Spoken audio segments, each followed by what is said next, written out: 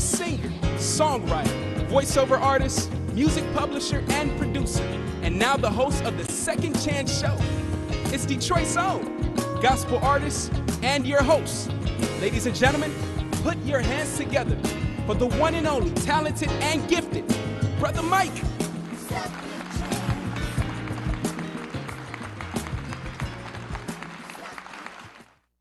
What's going on? Hey, this is truly the day that the Lord has made. I don't know about you, but I am certainly grateful that He allowed me to see another day. What's going on? I missed y'all.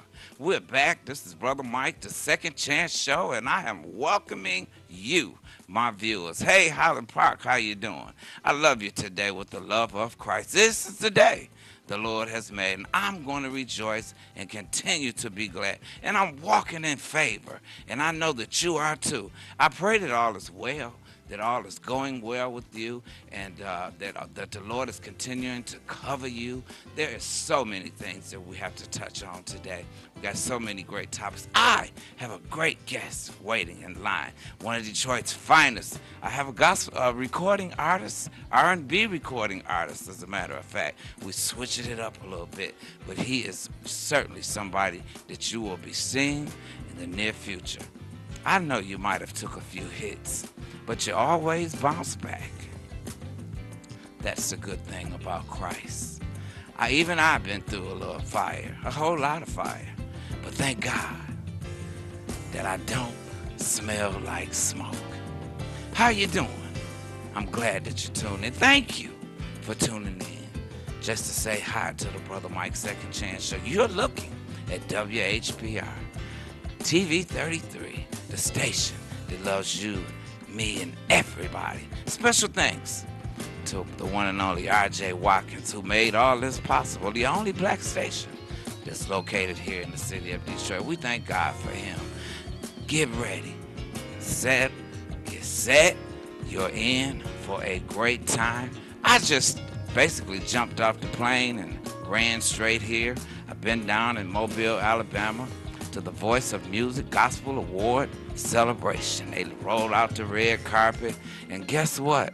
I walked away with the award for the Contemporary Artist of 2018. Ain't God good? You know why? Because I didn't give up. When things got tight and it didn't look like it might have been going my way, I continued to strive and press my way. I pressed forward toward the mark of the high calling of Christ. And guess what? Victory is sweet. It's real sweet. So yes, truly, you're looking at not only Brother Mike of A Second Chance, but the EP nominated 5 times. On the 6th time, no, I won. God is just that good. He gave it to me on the 6th time, and I'm just walking in victory, and I'm walking in favor, and I am here to share it with you. So you don't touch that dial. We certainly will be right back. We got a great show lined up, like I said. I got Bub Teddy Pendergrass Bear. Goes by the name of Bub Bear, one of Detroit's leading artists in the city. He's about to do some work. He's going to sit down and talk, get up close and personal with this guy, find out about him. He has a great second chance story. So if you got a team, someone you'd like to give a little inspiration to, give a little nudge to, give a little insight on someone else's victory and their past, and you can pull him to the screen right now. He's going to be in for a great time. He's going to hear some exciting testimonies, and he too is going to know that God can bring you through. All things, like Paul said, works together for the good of them that love the Lord. We'll be right back, so don't touch that dial. Yeah.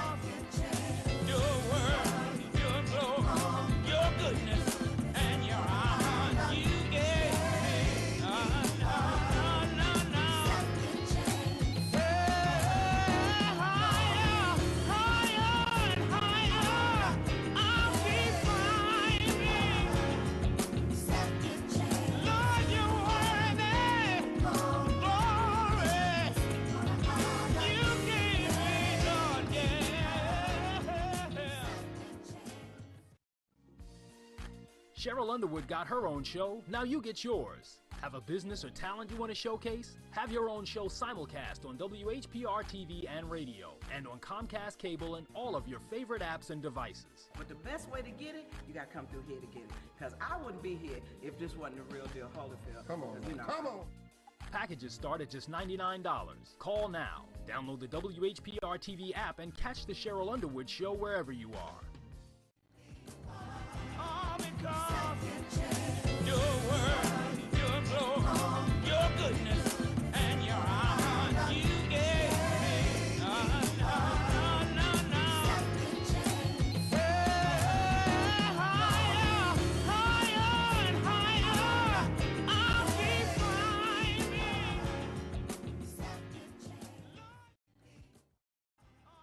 Your prayers to the Franklin family and all, they all sent their regards and asked me to be sure I'd let you know to say thank you for everybody and all their well wishes and everything. But today, we have a great show lined up. I have with me, and I tell you this brother, when I tell you a dynamite brother, if you ever catch him in concert, then you have caught yourself a treat. He's an artist in the making in his own right, but he was very inspired by the one and only Teddy Pendergrass, and I give to you today, welcome to the Brother Mike Show, Bub Bear. What's going on? How you doing? Teddy Pendergrass Bear. Yes. I caught this brother, man. I caught this brother on stage, and I just, I was so infatuated with the fact that he, just channeled one of our greatest artists so well until I had to have him on my show. Yes, how you doing, man? Buddy? I'm doing well as expected, trying to be the best that I can be and convey messages through my songs as well.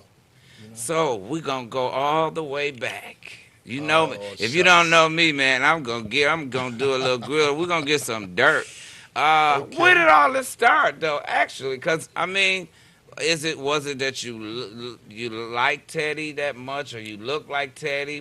Tell us what happened. I have a bit of a testimony. Let's hear it, man. Okay.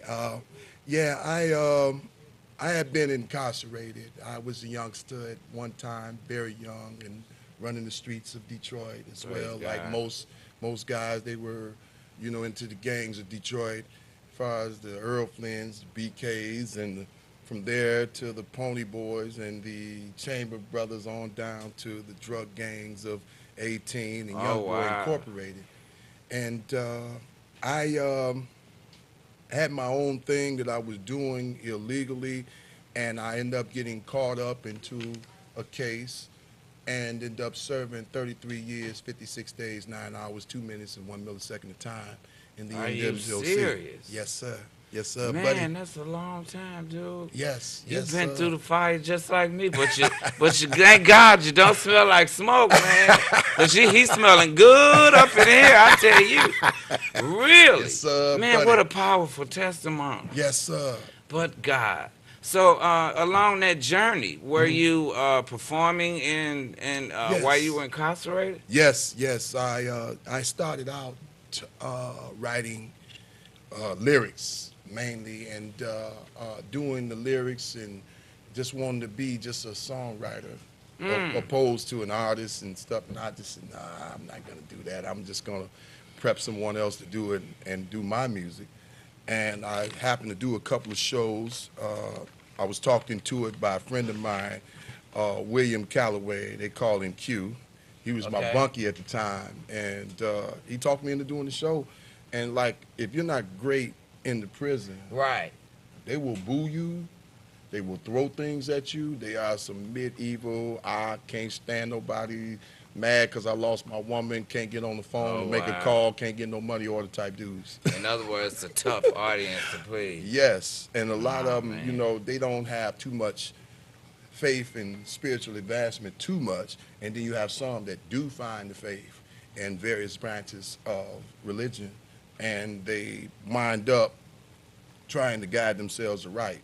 But it's very hard because the influences and the negative influences are all around the prison, where everywhere you go, you know, and if you're not careful and you're not smart, you know, you can wind up doing time in Marquette and doing 6 years, or, you know, they keep you in the hole forever. They don't care. Is it anybody special that might be looking at the show you'd like to give a shout out to? Somebody that Yes. kind of helped brought you through some of that time? Uh, my grandmother, uh, Emma Austin, She stood by you? yes, and Leola G and Charles G. They stood by Yes, yeah, they stood by me. Leola took most of my calls, and my grandmother took most of my calls, and my sister Elizabeth Walker, you know, she took my calls. She's hard on the Christian road. She's one of them 19 Bible-toting Christians. Oh, no wonder you sitting here looking like this, because I think that's the one that prayed you through. Yes, All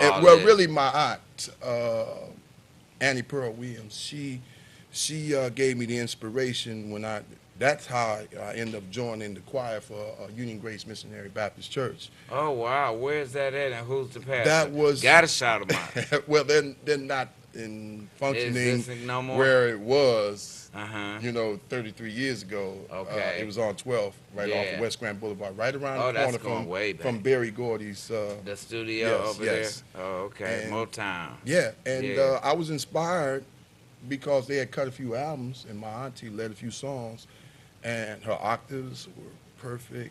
The way she sung was beautifully, and you know, then in the 70s, you had choirs that really, really ring. Oh, man. Detroit know. was on fire for real. You had Charles Yes, Nix and yes, St. buddy. James going strong. You had Yeah, buddy. Donald Vale and the Core Lids going strong. Oh, yeah, the there Clark were so sisters. many. The Clark sisters had just Yes. started out their journey. You know, But Mahalia Jackson, all of them was popping hard, you know, and everyone was trying their hand with gospel, and that's something I'm going to have to do at each album, at you don't least. get praises. Got to, you know, Yeah. it's you know, that's my root, that's where I started, and that's what kept me focused, doing Yeah. those gospel Is tunes. that what kept you a lot of times throughout Oh, this yes, endeavor? yes. I was like the jukebox in So some of the places. you I did a was. lot of entertaining. would you Yeah, say, yeah, while you were in- yeah. And there was a lot of experience for you also. Yeah, yeah. Well, you have a lot of bands and stuff like that in these prisons because they don't have it too much of anything to do like out here in the free world. You know, when you take drugs, marijuana, alcohol, prescription pills, when you take all these things away from a man, and he getting these 3 square meals a day and drinking more milk, because, you know, a lot of them come in lactose intolerant. Wow. So, you know, they're able to get the calcium and the nutrients that they need in order to survive. And get their mind And their minds their cells begin to tighten up and begin to, you know, open up, and their brains begin to be like sponges. Everything becomes anew. Wow. Well, Brother Teddy Pendergrass, did you know? I'm sure you probably know a lot about him, but I just found out he was like one of the first black entertainers to headline on Vegas. Yes. At one yes. time, and the lead singer of Hail Mary and the Blue Notes. Yes, yes. And I brother, know how it got started. the brother was so bad until they say Harold had he kind of had like a jealousy thing for Teddy Pendergrass. He really don't get his just due, because Teddy was amazing performer. If you had Yes. ever caught Teddy in concert, he was like the first guy that had this all female show. So, yes, He was yes, the first did. guy. I did a little research on Teddy Pendergrass. Yes. Fine, you know, That's a level that, I don't mean to cut you off, but that's a level that most solo artists want to get to. That plateau. Of course. They want to get to that plateau, but Oh, yeah. you know, you had a lot of them come out of Detroit that tried to get to that level. You had L.J. Reynolds, you had Colonel Abrams, you had Keith Washington, you had, man, the list goes on and on for yeah. Detroit, and then you have all the other ones that are around that's trying to get that. Michael Jackson never had a female concert tour. All female. He didn't have the to. only person that was in there was Tom Joyner and Teddy Pendergrass. Even the security was female. Oh, wow. Yes. And Tom Joyner and him go way back where he hosted all female concert tour, and he was the announcer. and he only trusted Tom Joyner. The security outside, women. Ticket booth, women. Wow. To give such a demand like that, okay, Chef Gordon was his manager, and Chef Gordon said, look, he said, I want to get a meeting with this guy. He had the most horriblest cape on, like James Brown, and he was singing in some of the most shabbiest places, and he had the lights on him, he had female background singers and everything, and he tried to get backstage, he couldn't see him, so he called his manager. He said, look, I didn't get a meeting with Teddy. You didn't? Okay. So Chef Gordon was able to come out to his house in northern part of Philadelphia. I mean, well, the suburbs of Philadelphia. And he told him, he say that I'm the type of guy that would manage you, and we would have women and drugs and everything. And the next morning, 3 days later, you wake up from your concert, your money would still be in my hands, and I would get your money out of your pocket and make sure that you have your change. And Teddy told him, you're hired. Wow. that sounded good to Teddy. So, because he was quite the party animal. Oh, yes. They said sometimes it'd be 30, 40 it'd be 3 women. or 4 women in one room. Oh, yeah. He got his life, that's for sure. Yeah. We ain't going to deny that. Teddy got his life. Teddy enjoyed life to the fullest, you know. Yes. He was, back then, he was a very great role model also for black men to let them know that all this could be made possible if you continue to endeavor and endure and pull. Do you know how he started? Okay, tell us. I did I some love research. telling the story. I know. This is your man, so I'm going to let you tell it. Well, you know, I learned a lot. I didn't really know that much about him per se, you know, in the 70s, just that he sung with Harold Melvin and Blue Nose. And right. When I did sing tunes, people would say, you sound just like Teddy Pendergrass. Okay. And I say, no, I'm not trying to sound like it, but you do sound like him. So my voice would touch them, and they would do this like this. So what would happen was I would sing and practice, and then I just said, well, let me check this dude out. His real name was Theodore DeReese Pendergrass. Right, yes. By the time he was 5, he vowed to his father that he would be a Baptist minister at the age of 10. He shouted at the age of 11, he shouted on the stoop of his father's church and preached loudly. Wow. This is how he got that strong, raspy voice. Yes, what a baritone. And he didn't graduate out of high school right away. He left home and said he was pursuing a music career. And he was picked up by Gamble and Huff to play drums for Harold Melvin's Blue Note, Melvin and Blue Notes. Yeah. So they went to lunch one day, and they come back. Harold Melvin said, look, we got a new vocalist for you. He's going to be your new lead singer. I don't care who you got. So Harold Melvin said, what are you talking about? He say, there he is right there. Who, Lil Teddy? Yep, that's your guy. He said, we never knew that he had a voice. He said, yes, he does have a voice. Yeah, great voice. And they tried him out in the studio, and he did rather well. And the rest is history. The rest is history. Even though they were jealous of him, and they didn't like the fact that he sounded great and he brought them to the level that they needed. Now, don't get me wrong, Teddy was very arrogant and he had an ego, but what recording artists don't have an ego? What recording artists don't have full of themselves? They have to do this in order to get out on the stage. You know? A lot of times they get to a certain stature and it changes them. But the test to me is to remain humble and stay prayerful and to never let anything or any circumstance or any situation change who you are. Right. Because like we're talking about them now, it leaves a lasting legacy. Yes. No matter what. We're gonna. Why don't we hear some of your music? Okay. We're gonna cue up and play. Do me a favor. Play. Yeah. Which song is this? This is number 2. Is this your EP and it's entitled? This is off my album. This is the title album. Give Me a Favor. It's about a man that finally got the opportunity to leave behind his ex and get a new woman and rejoice and move on. All right. All right, here you have it. We'll listen to a little bit of it. Have any of y'all had an ex that y'all glad that's gone and just feel free and happy? Oh, I'm so happy I don't know what to do. This is for all y'all exes.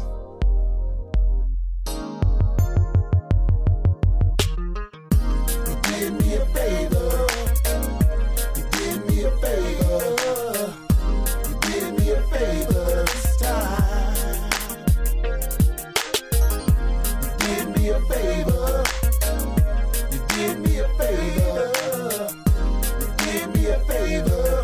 When you walk right out of my life. Sun is shining. Birds are flying. The sky is blue. No more you. No more tripping. Sipping on Hennessy. I got a real woman now. She's so into me. A real good man. Real good man. Diamond rings. Never make you cry. And give you everything that you ever dreamed of. And that's the way love's supposed to be. That's why you, oh wow, did me a favor. Yes, you did. You did me a favor. For me, babe. You did me a favor this time. This time you did. You know you did. You did me a favor. Oh yes, you did. You did me a favor. I'm so glad. You did me a favor. When you walk right out of my life. Now we're here, ballrooming and step in. My baby's looking so sweet. Her eyes is only on me. DJ playing our song, and I just can't go wrong. And baby, just wait till I get you home. My ex on Facebook. Ex on Facebook. Wanna be my friend. You left me, babe. I know I was a damn good man. Was old to you. Old to you. I like that, man. That is really, really good. And that's you. That's you. That's It's not all your me. Teddy Pendergrass. That's your voice. Yes. I never like to close my show without allowing some young person to be touched. Yes, so if sir. you could look in that camera and you think that you could give some advice to that next knucklehead that might be going the wrong way, what exactly would you say to this black boy that's looking at us right now? The prisons, they still going to build them. And they wait for nobody. Wow. To love yourself is to protect yourself from the elements of the earth and the evils of the earth. Remember, those of you who exist and know that your mother told you, the boogeyman is out there. Wow. The boogeyman is real. Really, it's an evil person, the devil. And the devil will tell you to do things that are uncommon or untruth or unreal or that are just wrong. To know right from wrong and to have the will to choose that God give you, it is only up to you to choose what is right and do what is right. It is only right that you get a job. It is only right that you take care of yourself. It is only right to be in position. It is only right to love yourself and take care of yourself so you can take care of others. The cycle continues. As we continue to get older, the youth is responsible for the elder, and the younger is responsible for the older. Wow. And not to know that your responsibility and your place in life and to go out and rob and kill and steal, you don't know that when you think you're big in that area to sell drugs and do what you want to do, there's a God that's running around here checking everything. And he will set you down and make you understand who's boss and who's running things. Trust me, I know. 33 years, 56 days, 9 hours, 2 minutes, and 1 millisecond of time of sitting down to know who's running things. See, Brother Mike here, he didn't have to go that route. A lot of brothers didn't have to go that route. They didn't have to go to prison to get straightened out and realize what you want to do in life and what you need to do in life. It shouldn't take prison to snap yourself into shape and realize that you are the best. All right, well said, well said. And brother, I have a brand new found love for you, man. Thank you. And respect for you. We're signing out and saying, hey, God of a second chance. Thank you, God, for a second chance. Until next time, second and fourth Sundays at 5. R&B artist Bubba Bear has been one of my greatest guests. Bub Bear. You get that right. One of my greatest guests I've ever had. What a message.